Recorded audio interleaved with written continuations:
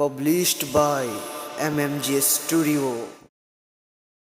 আল্লাহর রহমত ছড়িয়ে যাক আমাদের জীবনে।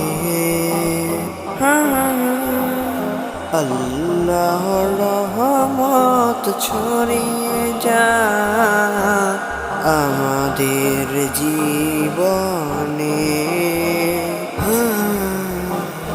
হেদায়েত দিয়ে তুমি রক্ষা করো, মন থেকে দুঃখ দূর হও।